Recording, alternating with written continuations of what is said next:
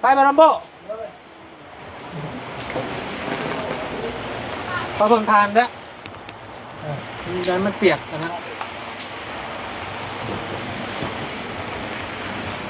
เอาเสียโจมเสียก่อนเอาเสียโจมไปในก่อนเด้อเราก็ขอไว้แล้วก็กาแฟซาเนาะที่คุณบอกว่าซื้อไว้กับบาลัมโบพันหมูไข่หมูเข่าในเมนูวีพันเด้อปันกันกับลูกเจ้าอะไรที่เป็นกินเนาะ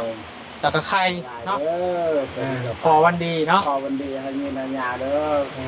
สุขภาพแข็งแรงให้ยืนให้ลำให้รวยต่อนี้ต่อไปความเจ็บอย่าให้ได้ความใครอย่าให้นี้นอนให้ได้เงินหมื่นตื่นให้ได้เงินแสนสาธุอ้าวเก็บไว้เนาะราคาน้องวินี่300,000ดีใจพี่เรื่องเนาะน้องวินี่300,000เอาไว้ให้เจ้าไปโรงเรียนเด้อตั้งใจทำใจเรียนแล้วก็ให้ทั้งน้องน้ำแน่เนาะพอคนแบ่งมาให้น้องวิกับน้องมาไปทำโรงเรียนเด้อเงินจำนวนนี้เจ้าเสียไว้น้ำไผ่น้ำป้าเนาะเก็บไว้เด้อโอ้หนักบ่เลยเสียอย่าจอดก่อนปังไม่ใช่อะไรล่ะใช่แต่อ่ะ200,000เด้อเลยใจก้อนขอบใจเอาไว้ซื้อก็นั่งทางได้แล้วสั่งปกติเขาทำใจก้อนดีแม่บรรทมที่ช่วยลูกที่ช่วยลูกที่ช่วยลูกเพิ่นอยู่ดีไม่แห้งค้าขายร่ำรวยเด้อค้าขายร่ำรวยป่ะเด้อ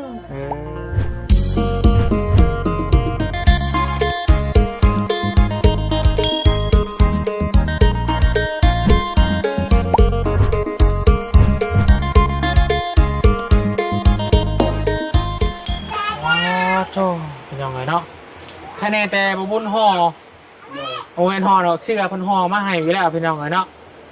ซื้อเสื้อมาให้ทั้งแม่น้องวิเพิ่นเนาะเครือนึงแล้วก็เป็นพวกซีนหมูแล้วก็ไข่พี่น้องเนาะก่อนจะกลับบ้านเลยมามอบอาหารให้ทางครอบครัวน้องเพิ่นก่อนเนาะให้ทางบาลัมโบเพิ่นพี่น้องเนาะสบายดีบาลัมโบสบายดีน้องวิเอาสบายดีเด้อพี่น้องเด้อสบายดีผมเป็นพี่น้องบ้านสุขุสุขคนพอๆกันอีกแล้วพี่น้องกับช่อง YouTube ปาบุญซาละวันก่อนเดินทางกลับบ้านมาพร้อมฟ้าพร้อมฝนรอบนี้ก็ได้พี่น้องเอ้ยโอ้ยพี่แต่ไปบาลัมโบพอเพิ่งทานแล้วยันมันเปียกนะเอาเสียโจมเสียก่อนเอาเสียโจมไปในก่อนเด้อเราก็ขอไว้อย่างถอดลงเลยเปียกเอาขอได้เลย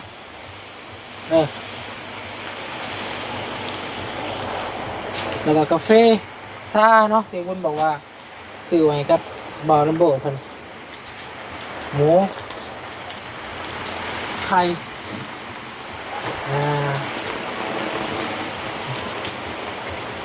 เจอกันลัมโบ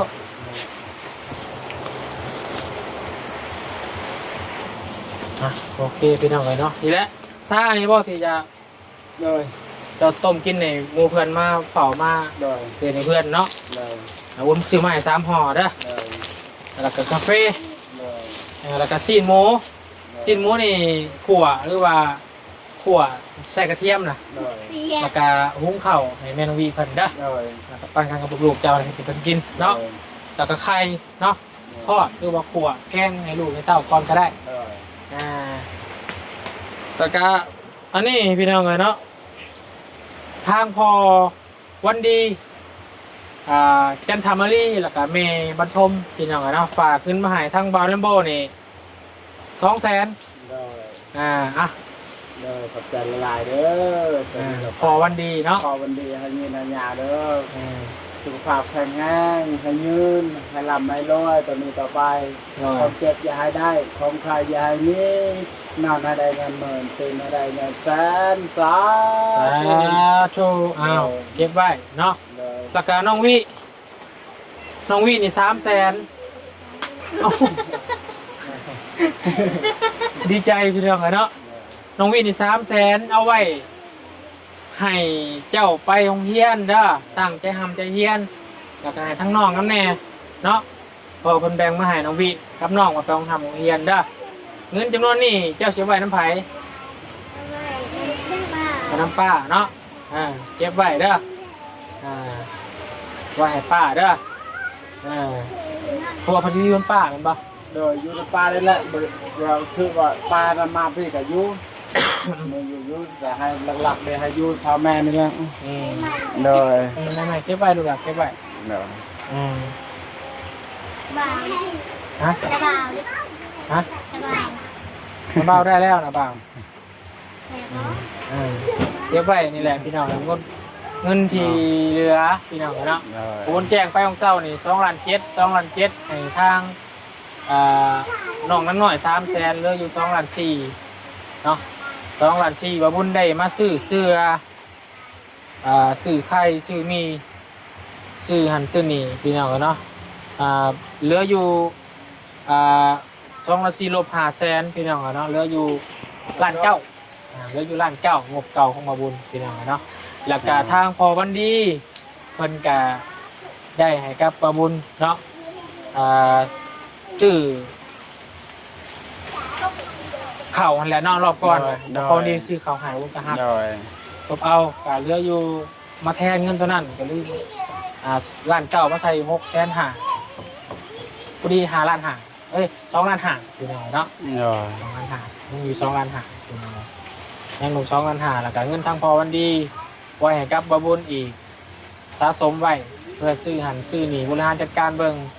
ซื้อเครื่องคล้องกับแม่น้องวิ โด ให้ ย ซื้อยังแน่กับยังอยู่บาบุญเพิ่มมาอีก2 ล้านพอดีเป็น4,500,000พี่น้องเนาะเก็บไว้จากพอวันดีแม่ปฐมขอบครัวเพิ่นที่จะสวยกับน้องแม่น้องวิเพิ่นเด้อเนาะยังไงกะน้องวิเอ้ย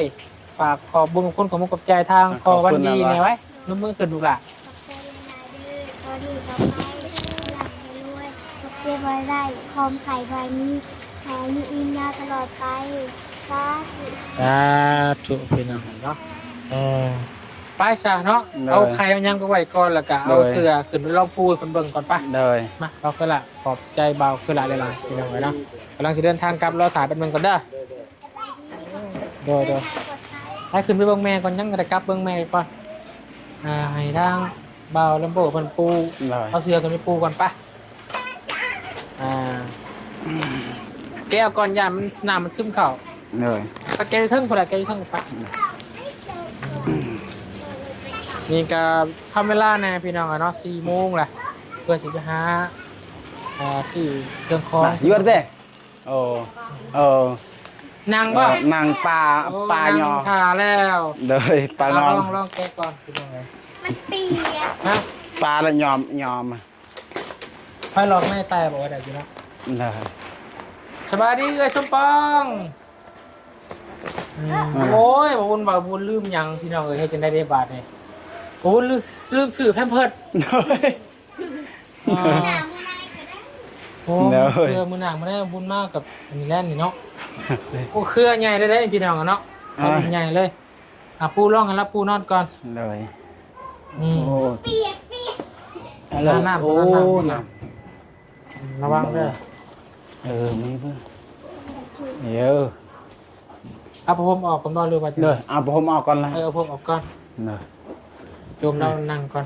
ง่ายทีก่อน งอยเนี่ยล่ะแกน่ะแกละนั่นล่ะเยอะโอ้ นักบ่ เลยเสียเยอะจอดก่อนปังเยอะเตะสู นั่งเลยดิ กูเยอะเสียละเอ้ยเบะน่ะเบะอ่ะ จะนอนบ่ เลย เมื่อยนั่งแล้วเนาะ เลยไม่นั่งเลย ได้ อัน มา น่ะ โรงเรียนนานตลอด เ มัน เยอะ มันอีกอยู่มันอีกโอเคมีแต่บาลาโบมีรถจักรอยู่เนาะ เลย บาลาโบนี่สิให้บาลาโบไปซื้ออยู่บาทจะไปเซโปนเลยไปซื้อแพมเพิร์สมาได้บ่เนาะ เลย นี่เอาแบบนี้ไปให้เขาเบิ่งก็ได้ เลย มีแพมเพิร์สบ่ว่าสิตามห้างค้าเด้อ เลย อยู่ตลาดตะลี่น่ะ เลย เดี๋ยวบุญจะเอาเงินไว้ให้เด้อ เลย บ่มีก็ไปซื้ออยู่เขาแต่ละทีฮะ โตยังนี่เขานี่โตเอบ่โตยัง เอาเบอร์ให้เราเบิ่งก็ได้ เลย เอาธงตัวนี้ไปเนี่ยถ้าวันบ่มียี่ห้อนี่เอายี่ห้ออื่นก็ได้ เลย เราใส่เบอร์ยังประกันซื้อมาเบอร์ L แบลเลย บ่มีเบอร์ L กับเบอร์ M ก็ได้ เลย เคยซื้อเราเบอร์ M ก็มีเบอร์ L ก็ใช้ได้ M ก็ใช้ได้เด้อ เลย ประมาณ 200,000นี่แหละเด้อ เลย เงินจะเอาเงินไว้ให้ ไม่ใช่อะไรล่ะใช่อะไรอ่ะ200,000เด้อ เลย ใจอ้อนขอบใจ เอาไว้ซื้อ เลย แพมเพิร์ส เลย เนาะเพราะได้บ่ต้องเวลาแขกคนเพิ่นขึ้นมาเยี่ยมมายามมันจังบ่เหม็น เลย เนาะ เลย เวลาทางไอ้น้องเจ้าคนขึ้นมากินกาแฟหรือว่ามันมาเยี่ยมมายามเวลายามเจ็บเป็นเอ็นอุ่น เลย พี่น้องคนมามาต่อมาโฮมก็ซื้อแพมเพิร์สมาไว้เนาะมันจังบ่เหม็นเด้อ เลย กาแฟวุ้นก็ซื้อให้แล้ว เลย อืม คล้ายนะเหมือนนี่ พากันตะกูนั่งลงเบิ่งอ่ะ ไปก่อน แม่น้องวีเอ้ยบ่าวบุญสิกลับบ้านก่อนเด้อ ว่ะ บ่าวบุญซื้อซีนหมูมาให้ ใช่ลีก ป้า จั น่ะบ่มีปลาที่เจ้าจะกินน่ะบ่าวบุญหา100แถวตลาดบ่มีมันต้องไปตลาดแต่เช้าๆเลย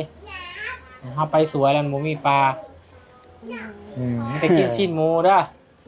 แบบ กินซีนหมูกินทอดไข่ยังถ่าเด้อ คล้ายนะเหมือนนี่ นี่ไข่แหน่เนาะ เลยเมื่อวานนี่แหละบ่เป็นตาบงเลย บ้าข้าวแบบแดงมาเลย มันเป็นของเขาให้นะวัน โด เนาะ ย อันนั้นเอ้ยน้อยก็ถ่ายรูปให้ส่งแต่บาบุญ เห็นวุ้นเห็นอยู่พี่น้องวันอยู่ไกลแน่ก็เลยบ่ได้ว่าเยี่ยมคนคำแน่พี่น้องกันมารอบหน้าวุ้นสิหาซื้อหมอนสามเหลี่ยมมาให้พิงให้เราพิง แบบมอนน้ำยามันบอก โอ้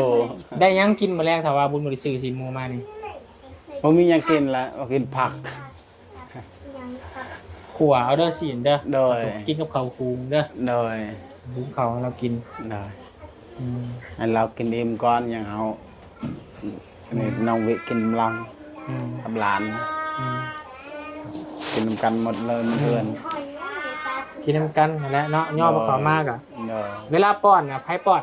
ป้าและปอน ให้เรากินเองเรากินเองบ่ลองฝึกให้เรากินเอง แม่เด็กๆก็เรา เราอยู่หมอเรายังกินเองได้อยู่ลองเห็นเรากินเองเบิ่งเด้อ อันจ่าเบิ่มเลยเรียนอันจ่า ให้เรากินเอง เลยหางไม่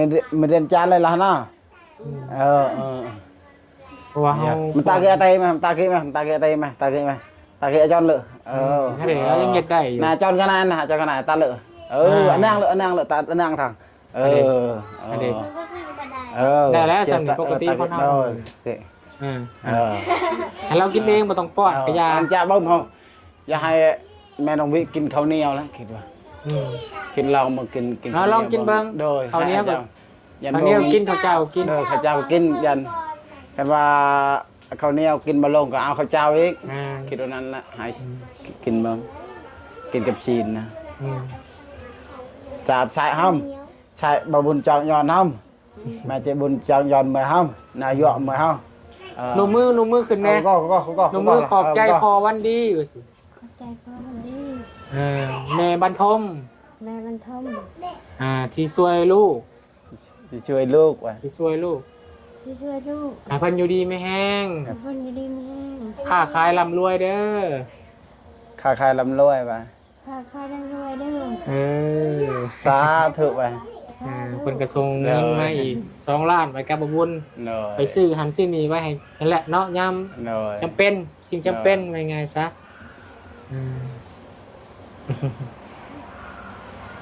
ก็จะเลยก็สู้ๆไปหั่นล่ะพี่น้องเนาะแล้วเพิ่นก็มีแต่รบกวนบาลัมโบนี่ เล เด้อย เลย เลิกดิกหน่อย อื่นไปก็ได้มื้อยังจักอันเพิ่นน่ะ ไปเอาไปตอนแรกนี่ละ แต่ตอนแรงเลยเนาะ เลยไปตอนแรกนี่ละมันสิหมดแล้วยัง3 อัน งาน เลย เพราะว่าเขาซื้อเสื้อมาให้เลย โดย อย่างมันมิ้นเสื้อมันมิ้นเสื้อแล้วมันถือเสื้อเวลาเหนียวใส่มันออกเนี่ย เลยไปตอนแรกนี่แล้วนะ นุ่มป่ะมันนุ่มป่ะนอนมวนป่ะนอนเสื้อมวนป่ะ นุ่ม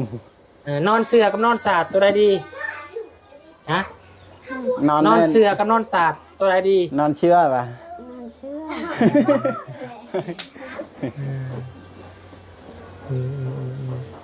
ทั้งเบาทั้งพอวันดีมันก็โอ้ยให้เอาเงินให้แลมโบเด้อ200,000ของสาวระบุญก็ให้100,000เป็นน้อง เล เนาะ ย ไว้ซื้ออยู่ซื้อกินนั่นแหละพี่ เล น้อง ย เนาะส่วนน้องวิก็ใส่เงินบางอย่างประหยัดไปลูกเด้อเอาเงินไปโรงเรียนแต่ละเทื่อน่ะจักพันลูกกับน้อง2,000ประหยัดใส่อันละเด้อเงินแฮงหายากพี่น้องผู้ใหญ่มันเพิ่นแม่นสิซอยเจ้าตลอดได้เพิ่นก็มีลูกมีเต้ามีครอบมีครัวคือกันต้องเบิ่ง โด นะ ย อันนี้เพิ่นก็อีต้นสงสารก็ซอยเนาะเฮาก็ต้องซอยตัวเองนำประหยัดนำเด้อบ่แม่นสิว่าโอ้เห็นเงินได้มาง่ายมาบนเอาให้ง่ายแหละสิใช้ง่ายบ่ได้เด้อต้องเห็นคุณค่าของเงินเด้อบ างทีมันประหยัดละบางให้ใช่ บ่ดื้อน้องวายน้องวายบ่วายบ่กันเนาะ เลย น้องเจ้าวายเนาะ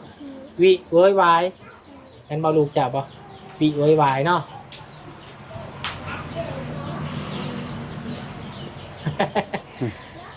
น้ำเพิ่นก็กินดูอยู่บ่น้ำเนี่ย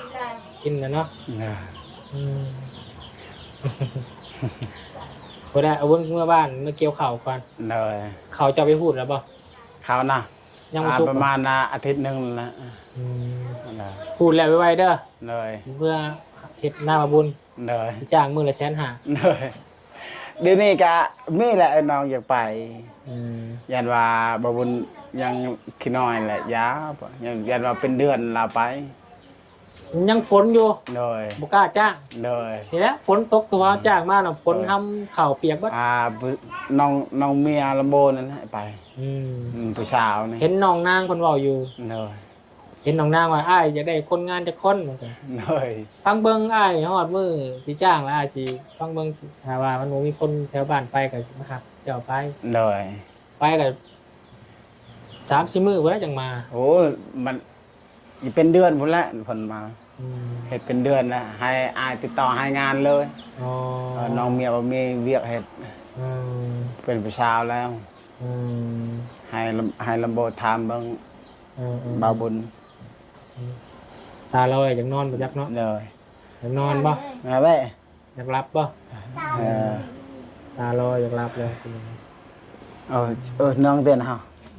อันนั้นทิชชู่ไว้เช็ดขี้เช็ดเหนียวแล้วบ่ โดย เส้นปากกินยัง